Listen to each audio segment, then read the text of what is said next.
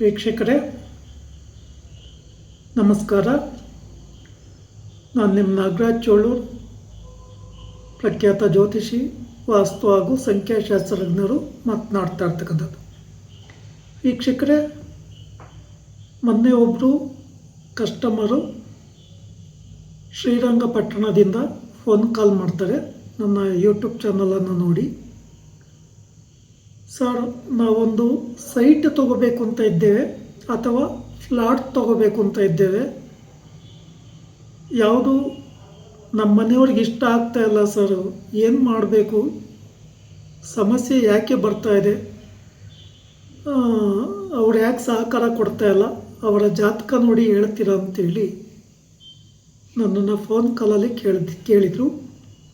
ಅನಂತರ ಅವರ ಮನೆಯವರ ಜನ್ಮ ದಿನಾಂಕ ಸಮಯವನ್ನು ನಾನು ಕೇಳಿದೆ.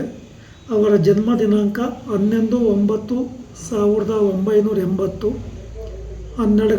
12:30 ರಾತ್ರಿ ಮಧ್ಯಾಹ್ನ. ವೃಶ್ಚಿಕ ಲಗ್ನ,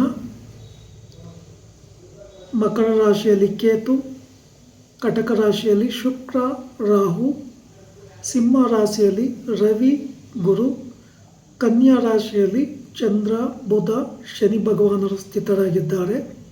ಕುಜ ತುಲಾ ರಾಶಿಯಲ್ಲಿ ಸ್ಥಿತನಾಗಿದ್ದ. ಈ ಜಾತಕದ ವಿಮರ್ಶೆಯ ಮೇಲೆ ನೋಡುವಾಗ ಅವರಿಗೀಗ ಕನ್ಯಾ ರಾಶಿಗೆ 7ನೇ ಮನೆಯಲ್ಲಿ ಶನಿ ಭಗವಾನರು ಸ್ಥಿತರಾಗಿದ್ದಾರೆ. ಈ ಶನಿ ಭಗವಾನರು ಈಗ ಮೀನ ರಾಶಿಯಲ್ಲಿ ಗೋಚರ ಫಲದಲ್ಲಿದ್ದು ಕನ್ಯಾ ರಾಶಿಯನ್ನು ನೋಡೋದ್ರಿಂದ ಯಾವುದ್ರ ಮೇಲೂ ಆಸಕ್ತಿ ಬರೋದಿಲ್ಲ. ಕನ್ಯಾ ರಾಶಿಗೆ ಬಾಧಕ ಸ್ಥಾನ ಅಂತಲೂ ನಾವು ಮೀನ ರಾಶಿಯನ್ನು ಕರಿತೇವೆ. ಈ ಶನಿ ಭಗವಾನರ ಪ್ರಭಾವದಿಂದ ಆಲಸ್ಯ, ಅವತ್ತು ಇದ್ದಷ್ಟಕ್ಕೆ ತೃಪ್ತಿ ಪಡಬೇಕು ಅಂತಕ್ಕಂಥ ಒಂದು ಮನೋಭಾವ ಇವರಲ್ಲಿ ಬರ್ತದೆ.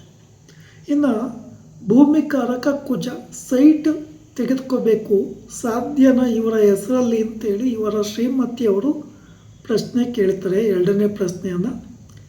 ಭೂಮಿಕಾರಕನಾದಂಥ ಕುಜ ಈ ಜಾತಕದಲ್ಲಿ ಲಗ್ನಾತ್ ವ್ಯಯಸ್ಥಾನದಲ್ಲಿ ಇದ್ದಾನೆ.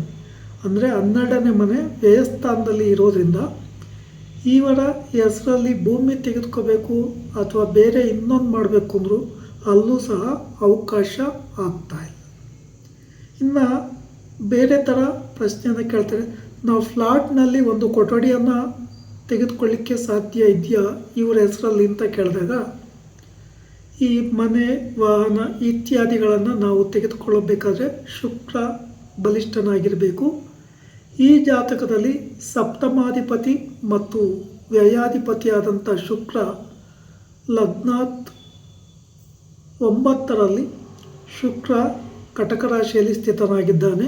ಈ ಶುಕ್ರನಿಗೆ ರಾಹು ಕೇತು ಸಂಬಂಧ ಇರೋದ್ರಿಂದ ಶುಕ್ರ ನಿರ್ಬಲನಾಗ್ತಾನೆ. ಅಂದರೆ ಇಲ್ಲೂ ಸಹ ಇದರಲ್ಲಿ ಇವ್ರಿಗೆ ಆಸಕ್ತಿ ಬರೋದಿಲ್ಲ.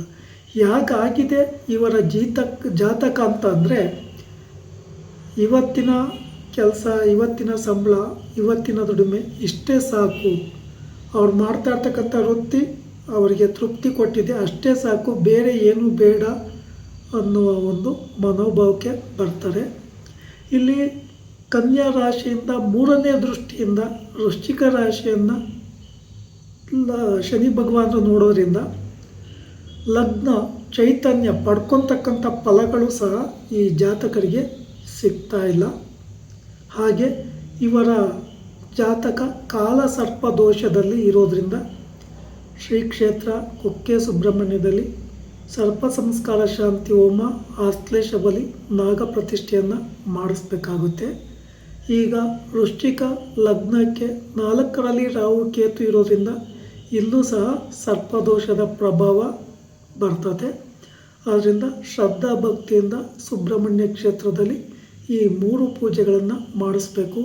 ಜಾತಕದಲ್ಲಿರ್ತಕ್ಕಂಥ ಕಾಲಸರ್ಪದೋಷ ಗೋಚಾರವತಿಯಲ್ಲಿ ಲಗ್ನದಿಂದ 4ರಲ್ಲಿ ಅಂದರೆ ಕುಂಭರಾಶಿಯಲ್ಲಿ ರಾಹು, ಸಿಂಹ ರಾಶಿಯಲ್ಲಿ ಕೇತು ಸ್ಥಿತರಾಗಿರೋದ್ರಿಂದ ಇಲ್ಲೂ ಸಹ ಶಾಂತಿಯನ್ನು ಮಾಡಿಸ್ಬೇಕಾಗುತ್ತೆ.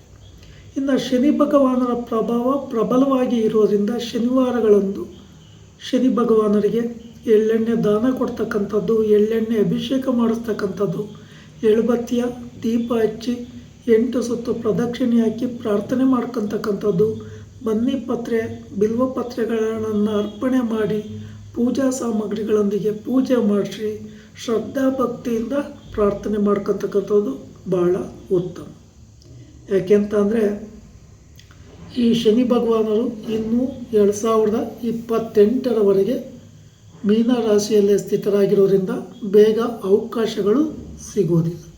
ಇನ್ನು ಕನ್ಯಾ ರಾಶಿಗೆ 10ನೇ ಮನೆಯಲ್ಲಿ ಗುರು ಮಿಥುನ ರಾಶಿಯಲ್ಲಿ ಸ್ಥಿತರಾಗಿರೋದ್ರಿಂದ ಈ ಜಾತಕರಿಗೆ ಗುರುಬಲ ಸಹ ಇರೋದಿಲ್ಲ. ಆದ್ದರಿಂದ ರಾಘವೇಂದ್ರ ಮಂದಿರ ಅಥವಾ ಸಾಯಿಬಾಬಾ ಮಂದಿರ ಅಥವಾ ದತ್ತಾತ್ರೇಯರ ಕ್ಷೇತ್ರದಲ್ಲಿ ವಿಶೇಷವಾಗಿ ಪೂಜೆ ಕೊಟ್ಟು ಪ್ರಾರ್ಥನೆ ಮಾಡ್ಕೊಂಬೋದು ಭಾಳ ಮುಖ್ಯ. ಶ್ರದ್ಧಾ ಭಕ್ತಿಯಿಂದ ಪೂಜೆ ಪರಿಹಾರಗಳನ್ನು ಮಾಡ್ಕೊಂಡು ಹೋಗ್ತಕ್ಕಂಥದ್ದು ಮತ್ತು ಇವರ ಶ್ರೀಮತಿಯವರ ಹೆಸರಲ್ಲಿ ಸೈಟು ಅಥವಾ ಫ್ಲಾಟ್ನಲ್ಲಿ ಕೊಠಡಿಗಳನ್ನು ತೆಗೆದುಕೊಂತಕ್ಕಂಥದ್ದು ಭಾಳ ಉತ್ತಮ. ವೀಕ್ಷಕರೇ, ಈ ವಿಡಿಯೋ ಇಷ್ಟ ಆಯಿತು ಅಂದರೆ ಲೈಕ್ ಮಾಡಿ, ಶೇರ್ ಮಾಡಿ, ಫಾಲೋ ಮಾಡಿ, ಆಲ್ ಐಕಾನ್ ಒತ್ತಿ, ಬೆಲ್ ಐಕಾನ್ ಒತ್ತಿ. ನಮಸ್ಕಾರ.